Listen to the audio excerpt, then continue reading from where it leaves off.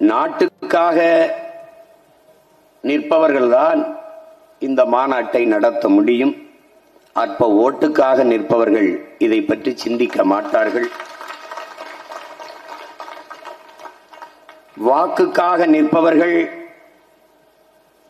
இதை நினைத்து கூட பார்க்க மாட்டார்கள். மக்களின் வாழ்க்கைக்காக நிற்பவர்கள்தான் இந்த மாநாட்டை நடத்துவார்கள், நடத்த முடியும்.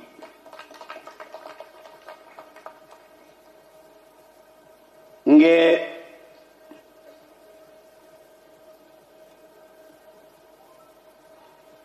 என்னுடைய தம்பி கவிபாஸ்கர்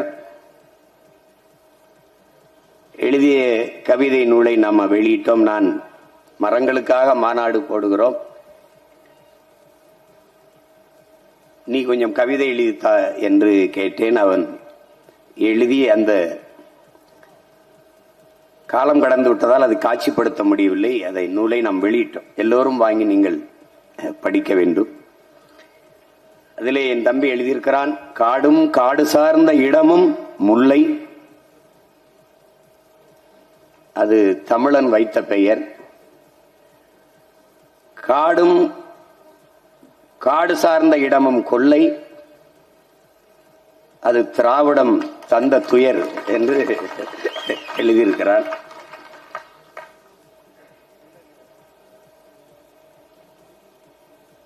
காடு நமக்கு மழை தரும், அது அறிவியல். காடு நமக்கு, மரம் நமக்கு உயிர் தரும், அது உயிரியல். மரம் நமக்கு மழை தரும், அது அறிவியல். மழை நமக்கு உயிர் தரும், அது உயிரியல். மழை நமக்கு பொருள் தரும், அது பொருளியல். எல்லாம் தந்த மரத்தை வெட்டி கொலை செய்கிறாயே, இது என்னடா அரசியல் என்று அதிலே என் தம்பி எழுதியிருக்கிறார். இங்கே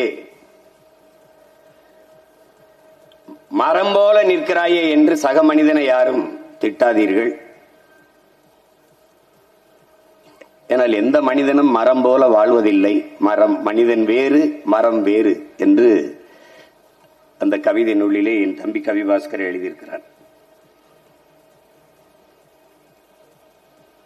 இன்னும் ஒரு நூல் வெளியிட்டோம், என்னுடைய தம்பி தபு சங்கர் அவர்களுடைய கவிதை நூல்.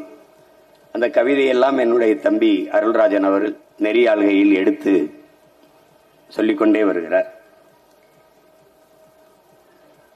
வாழ்நாள் முழுதும் மரத்தை வெட்டியவனுக்கும் சவப்பட்டி தந்தது மரம் என்று ஒரு கவிதை தம்பி எழுதியிருக்கிறார்.